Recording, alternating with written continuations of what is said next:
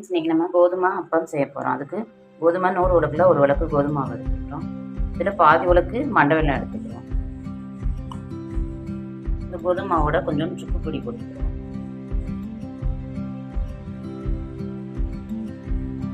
கொஞ்சம் தேங்காய் பொடி, ஏலக்காய் பொடி கொஞ்சோண்டு போட்டு பொரிச்சிக்கணும்.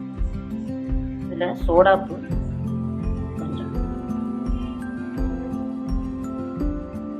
உப்பு ஒவ்வொரு இன்ச்சு தான் போடணும். இப்போ அரை உலக்கு மண்டை வெல்லம் எடுத்துருக்கோம், அதில் அரை உலக்கு தண்ணி ஊற்றிக்கணும். இந்த நம்ம மாவு எடுத்த உலக்கையே இந்த அளவுக்கு வெல்லம் சும்மா கரைஞ்சால் மட்டும் போதும். இப்போ அதில் ஊற்றி நம்ம கலக்கிடுவோம்.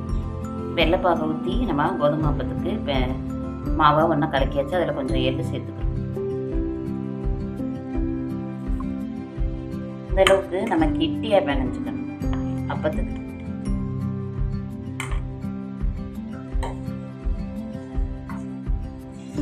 இந்த மாதிரி ஒவ்வொரு கரண்டியாக ஊற்றிக்கிறோம்.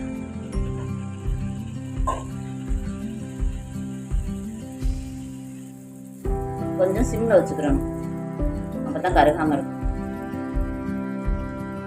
ஒரே மாதிரி வேகும்.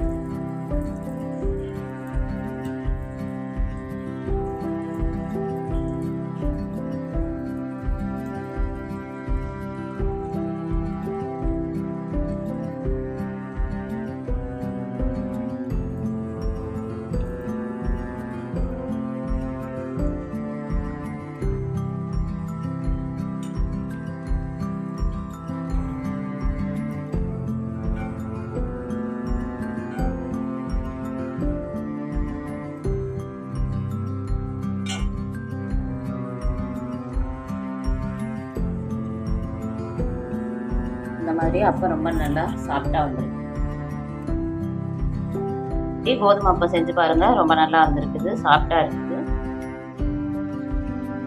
Okay, bye friends.